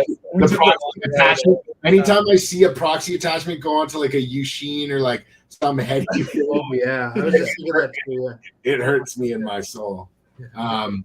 But yeah, it's the future, and you know, it's what's happening. So I think it's going to be really interesting to see like where the culture goes and what gets adopted and what's more widely held. One more question about the lab before we move on is, where do you think the future of, like, do you feel as though there's a lot of innovation that's going to take place in solventless extraction over the next 3 years, or do you feel that it's going to remain somewhat the same as what we're looking at right now with the equipment and the methodology? I think it's still changing really rapidly. Like, things happened really fast just to get to the point where we are now, and there's still a lot of holes in some of the equipment. I keep ragging on them, but you know, harvest right. I'd like to see, like, somebody's going to make a really proper hash specific dryer one of these days. You know, we're getting have the there. customer service. Yeah, and again, like I said, like, even I was kind of racking my brain about like the off gassing and the vape cooking, something to collect that. Like, I think there's still just a lot of room to evolve, and just as people start to make more hash, we start to run into more things. But I feel like almost every day I see something new coming out. You know, we got like the resin dial now for doing like your more proper shake tests, or even that rosin evolution like drill bit thing for whipping up your hash. You know, it's like, Yeah, we both got carpal tunnel from whipping up jars. yeah, as I say, it wasn't too long ago. I'm just like, oh, my elbow, and it's almost like the next day that thing pops up. Maybe Google's creeping me or something. But yeah, I still think we got a lot of a really long way to go, and I'm excited about it. And hope to keep up. Something that we've both been like kind of watching and following is directional freezing. I guess in terms of curing the product, seems interesting. Still watching, still trying to understand and learn what in relation to shelf stability. Yeah, I guess so, and consistency. Yeah, as far as like a consistent shelf stable product delivered to the consumer. We haven't seen it widely adopted by anybody since Solventless Mind posted it. So I you know, it would be interesting to know, you know, application, like value application to time and energy input. But I think it's still a really cool concept, something that I haven't personally explored, but I know I've talked about with a few people. We're talking about it too, and like we're too scared to throw a whole jar into the freezer at that state, and we're not sure if mason jars are the right vessel for that. Yeah, it's another way to play with hash, and it's something I just still want to get to know. I just kind of look at it like in basketball, you know, some of the best players, they have all these crazy trick shots, but you don't pull it out in a game. You go to your bread and butter, right? But it's like it helps you push your skill level, right? Just knowing a bit of everything and how it works, even if it's the new thing or not, it just kind of teaches you more about how the resin reacts, and it's always going to help you in the hash game, right? 100%. There's definitely a couple of people I think I could put you in touch with that could like help you guys feel more comfortable doing some experiments. Cool. Yeah, I'd appreciate that. That would be dope. So I wanted to ask, I know we've kind of touched on your journey with into the legal space, but I didn't get to ask, you know, what was the hardest part? What was the worst part about that whole transition over these last 3 or 4 years? Oh, it's hard to say. I feel like it all just kind of spirals together into like one big weight on your shoulders. But I would honestly say when we had the falling out with our business partner that lost us the facility there, just because we've been building up so much steam and, you know, catching a lot of lucky W's on the way up, and then just almost kind of back to nothing, didn't know what to do, had, you know, piled a bunch of investors together, and like the buddy basically just kind of lost all the money. So we owe a bunch of people money. And, you know, I believe nobody's perfect. We always make mistakes, but you always got to make it right. So for me, it just like, it wasn't a question. Like I was going to pay all these people back. So we just doubled down, grinded, didn't put any profit in our pockets, and just paid everyone back, and just knew that we were going to keep going. Like, I remember calling ARKA actually, because he lived in Souk and I live in Vancouver, and just like, yo man, so I'm still down to ride. Like, what are you saying? He's like, I'm so glad you called and said that, because like I am too. We both just like agreed. It's like, Yeah. I know I learned this from martial arts too, but like when things are tough, you literally have two options, right? You're gonna keep going or you're gonna quit. And we talked about it, it's like, I'm never gonna quit. Like no matter how many times I get beat down to nothing, I'm gonna like set up the best setup I can with my means, even if I get beat down to like one plant on a friggin' balcony and I gotta come back from there, like I'm gonna do it. And like Yeah. maybe that's not a good thing, but we both realize like we're both there and support each other in that. And The commitment was made a long time ago yeah, to it. exactly. Yeah. But yeah, rising out of that was definitely I'd say the hardest part. I guess like for me, I would say there's an ongoing fight against the corporate agenda of mids. Okay, it's ongoing. Like we're still fighting it today. Like a lot of the time, we want to quit. We want to throw in our hat and like be like, "Here, Slurm's yours, guys. Like, good luck," or like whatever. But when I say that, we work with some good people. That understanding comes, and everybody's willing to learn the lessons. But like, sometimes some things are suggested that go towards like overproducing mids, for example. And we don't want to do that. We don't want to flood any market like in that sense. Like it's a constant fight from every level, from the jars that we're putting the product into to the QA, the quality assurance person that you have to fight to like be able to do this one little step of the process that is going to make that difference. It's a constant battle, and yeah, I feel like we're still fighting it's it. sort of because like Yeah. at current state, for us to get started, we need like we're the industry people, but we do need some suits to help us. Like I know how to make good hash, but I don't necessarily know Health Canada compliance, right? Yeah. And then on the flip side, these guys don't even know what hash is. They see the process, they're kind of blown away. So sometimes you end up having to sort of fight over things that guys like you and I seems just kind of obvious, like don't irradiate the hash, but like they don't understand why, right? They're like the quality assurance, all that matters for them is passing COAs and things being Health Canada approved. So they're asking me, why would I take the risk? We should just send it to irradiate, and we have to really put our foot down for things like that, right? But it gets kind of tiring sometimes, but you can only change things from the inside. You can't just sit on the sidelines kind of whining, right? So you just got to be patient and just try to educate everyone that you come into contact with, basically. And I commend you guys. I commend you guys for that, because when you look down south, when the states legalized, that did legalize, while the country remained federally a Schedule 1 narcotic, it was the legacy dudes that rushed in, that moved into those quasi-legal, state legal positions. And that wasn't the case in Canada. It was years before we really started to get a presence of people who actually were connected to the plant and knew what was going on. And, it is a constant battle, like ARKA was saying, with, the fight against corporate mids, because that's what it is. It's oh, well, let's just cut these corners and make these widgets faster, and we'll make more widgets. Like, let's release product just on COAs. Yeah. Like, no, we got to burn every single flower we want to release. You guys are ridiculous. Like, how do you not understand this? Let's go fucking figure out a way to try it, Yeah. Or like, how are we going to drop a product without knowing how it hits the nail? Yeah, you can't drop a fine wine and charge a certain price if you haven't tasted it first, right? You can't just pull a thing like statistically fire. You don't know. And then, we're trying to have a high tier product here. I have to know what I'm putting on the market, right? You can't just be blind sending things. Yeah.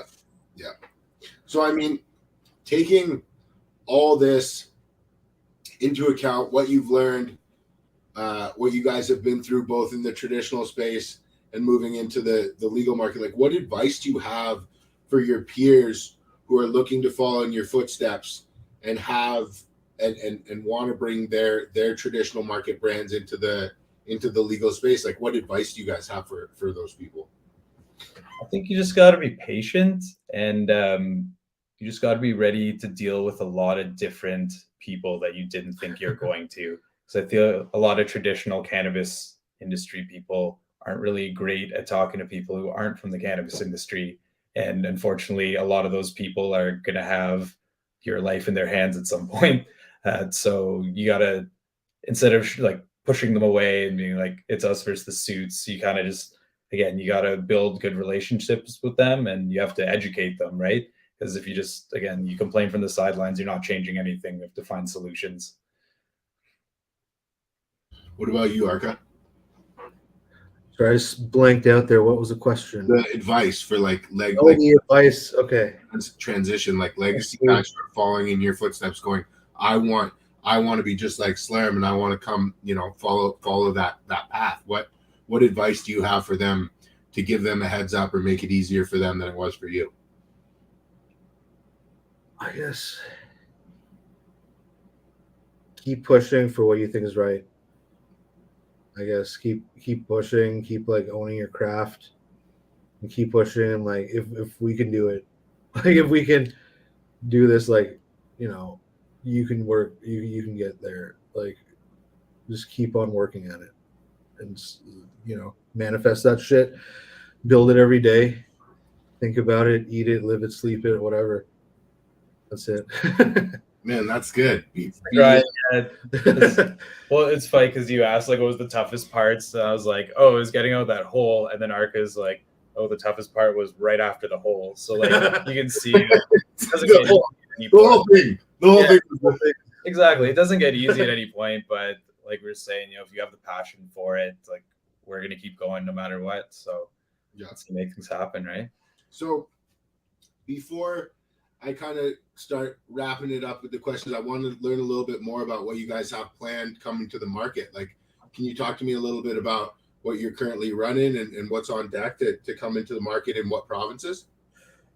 Yeah, I guess, yeah, we can a bit. We're excited for the next year. We got a lot of sweet collaborations lined up.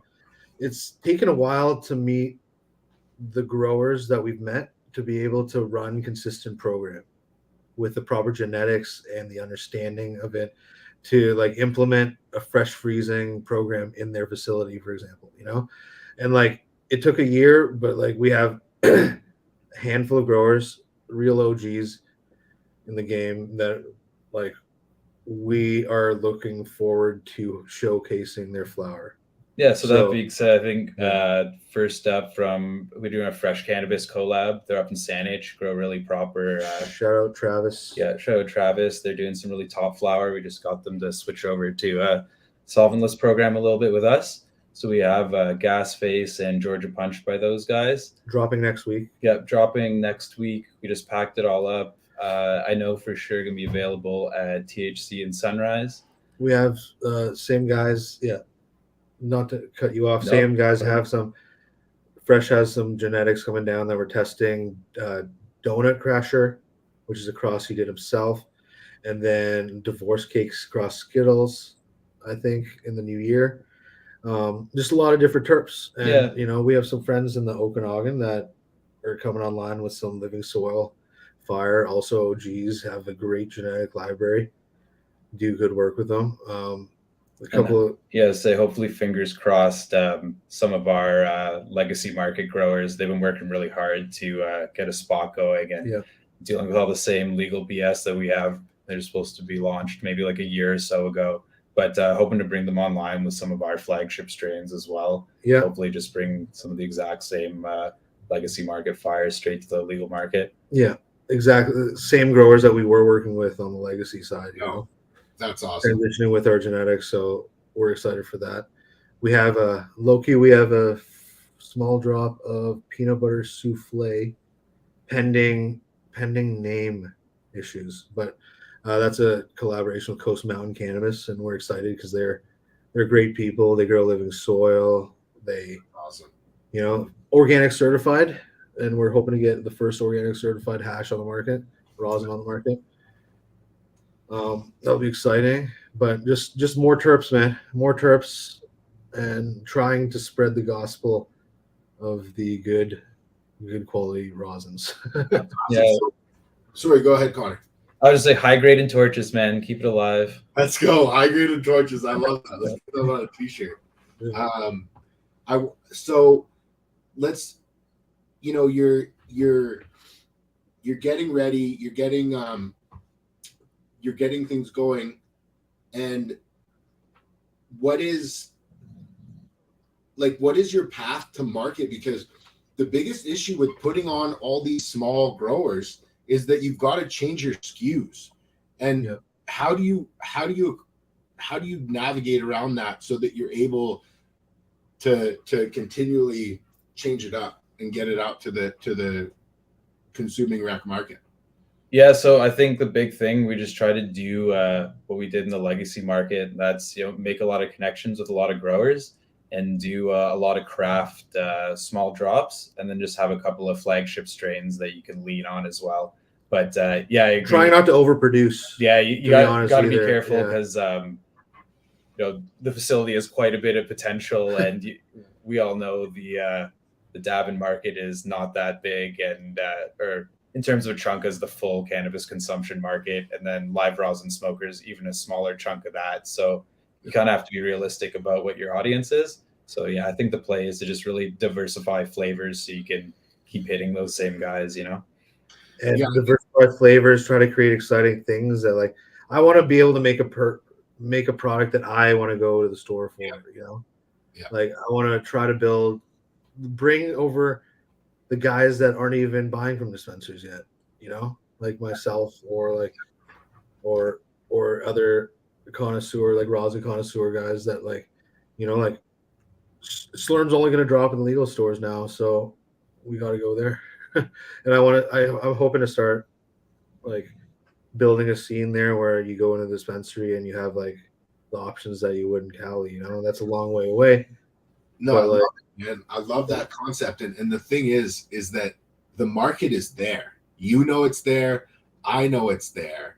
It's just the Deloitte's in Canada, when they went out and polled, and when they look at what's being bought in the retail stores, they go, oh, well, there's no real market for a cold cured rosin. It's like, no, like, you just don't know. So like, it takes individuals like you to know that, hey, listen, it might not show in the purchasing metrics at the retail stores, but if I put it there, the people who aren't buying in those retail stores, they're gonna come get it. And I think that it takes that leap of faith, and you'll have that support. You know, guys like you, guys like Kind, who have, you know, put their names out there and are known for quality. Like, those guys are going to, like yourselves, are going to be able to bring those individuals like myself, where I'm driving home and I know that there's a gram of SLURMMMM in that store, and I'm feeling like I want some variety and I don't have enough on my dab table, and I can just pull over and it's right there. Oh man, like that changes things. That takes me into that store. So exactly, yeah, that's the dream, man. Yeah, I think that's what it's about, and I think it's going to take, you know, you guys are trailblazers, and like, you know, you guys are real ones who are really doing it in the legacy, who are really about it, and these are the kind of people I'm trying to prop up. And you know, there's so many large companies that, instead of listening to you guys or partnering with someone like yourselves, they hire, you know, an overpaid young marketing team with degrees to create some brand that will resonate with cannabis consumers. And guess what? That fails. And all the brands that I think are out right now that do not have connection to the legacy space, I don't think there's going to be that many that are going to be around in 5 years, or that any cannabis consumer in the rec space would remember. So I think I agree. I think that transition does happen with people just slowly seeing a jar that they want from the legal market. You know, they cop that and just kind of add it to their collection, sort of thing, right? Because yeah, like you said, it's a very niche market of real ones, and we're not fooled by your just smoke and mirrors and BS. Like, we all see through that just right away. You know, we go to the stuff that we just kind of known from the legacy market that is tried and true, right? Because, man, again, won't call anyone out. I hate to say it. I haven't been in a store for a while, but there was quite a bit where, like, it's like, your finest live rosin, please, and you just look at it and it's like, oh my god, dude. Actually, like, well, some people are even like, what is rosin? Yeah, like, funny like, stories. So resin. Like, one of our suits, our operations manager, he just got a proxy. Again, I know it's not a torch, but he's starting somewhere. But so gave him some little Percy jars. And then he went out and, again, I won't name them, but he bought what was supposed to be the most expensive at the spot there. And he came in today and like showed it to me, and he was so excited because like we were competing with that price point. I'm just like, yeah, man, I know. That's what I'm trying to tell you, dude. That's what we're doing. Like, you're a part of this. Like, you're making this happen, man. You're here with us. We're doing it. Yeah. So we're really excited about it. Yeah. Dude, that's so cool. That's so cool. So, yeah. Sorry, go ahead. I was just gonna say with the direct delivery too, like BC's changing the game a bit, allowing for direct store sales, right? So that means that you can like there's a bit more exclusivity like that can be involved in this. Like we could start thinking about ice water hash drops because now I can guarantee that it's going to get to the store, you know, in the state that it should, and that store is going to be able to like handle that product.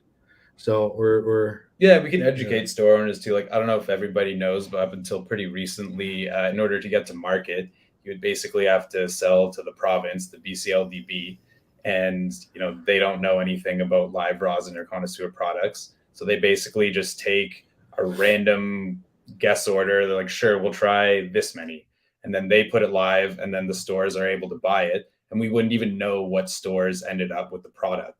But recently, they just started direct to retail. So now as a processor, we'll be allowed to sell directly to stores. But the great part is that means we can hit the pavement, talk to store owners, we can educate them on the product, you know, show them why it's so great, give them a dab.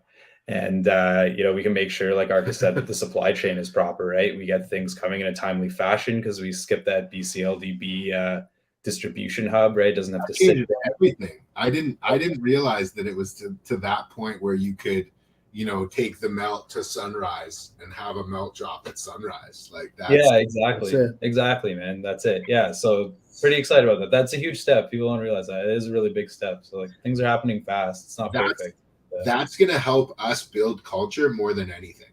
Agreed. Yeah, it's the biggest thing I think to happen for the rosin community on the legal market a bit. Because again, like our voice was just not heard before that. We have to just take a chance through the province, and who knows if they're just kind of silencing us without even telling us to, right?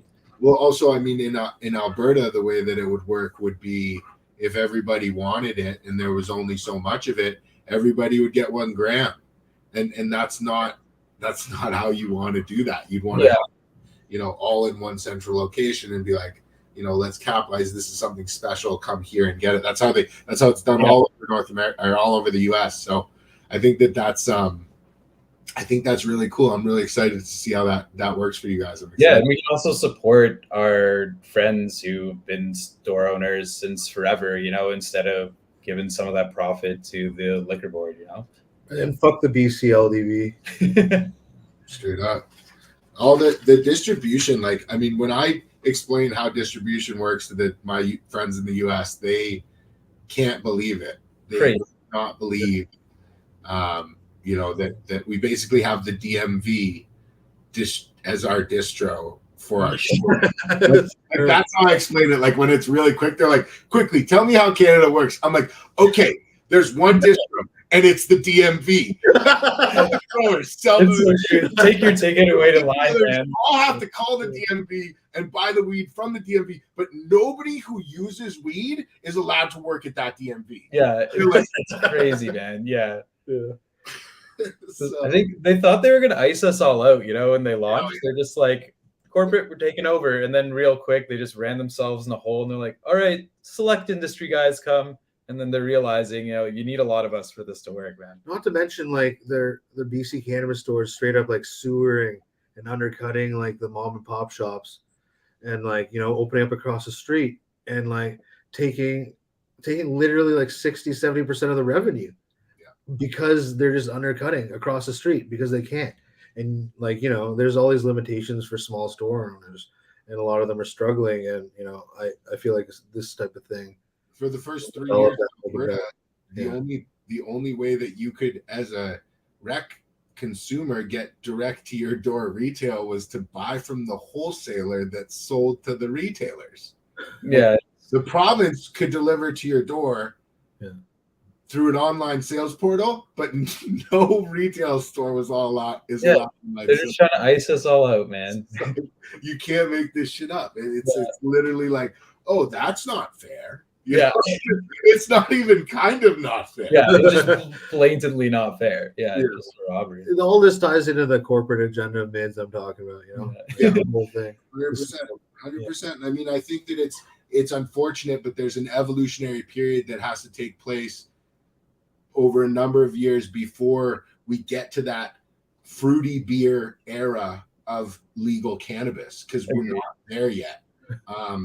And when we were all coming up, like there was no smoochies, like there was no fruity beers with cartoons on them and stuff. Like there were 5 beers, and then you went to Jamaica and you had a Red Stripe. Like there's 6 beer. You know what I mean? So I think that I don't think it's going to be as long as alcohol, but I do think that I feel like we're all future people. I think consuming plants and like plant medicines instead of alcohols is kind of like going to be much more common in the future.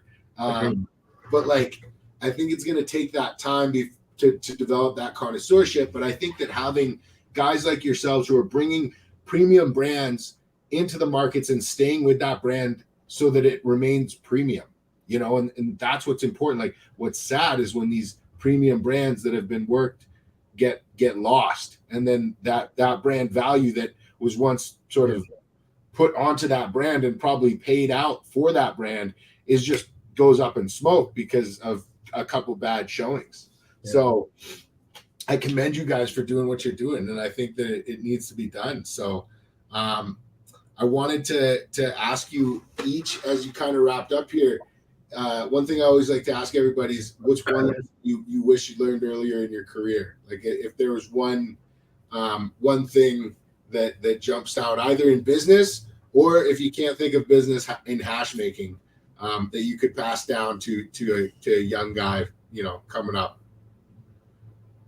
Man, I don't want to sound like cold, but I would just say be really careful who you trust. And not that you have to be like a sketch bag or anything, but like build trust with people before you trust them.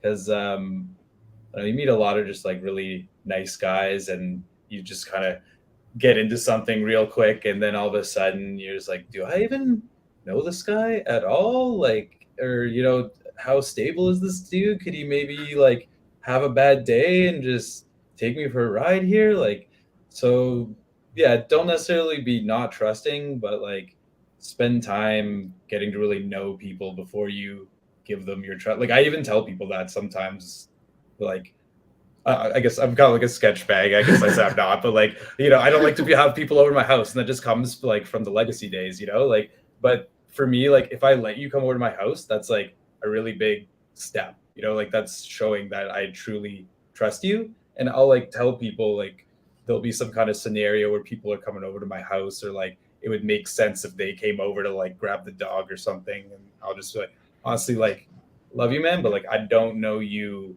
well enough to have you over my house, but like no beef, we're cool, and like we'll get there, kind of thing. And if people aren't okay with that, then it kind of sucks. But I realize it's better than getting taken. Most of my friends, all my friends are like that. So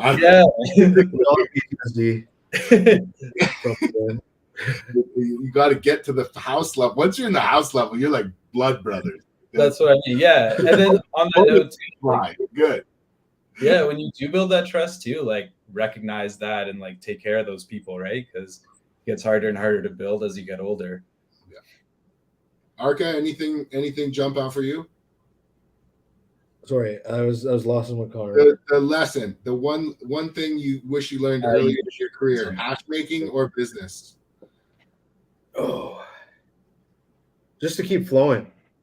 Like, because like you'll constantly have failures all the time, and like you won't know what to do sometimes, and you'll feel lost a lot. But like if you show consistent work and flow and just keep moving, it'll all work out.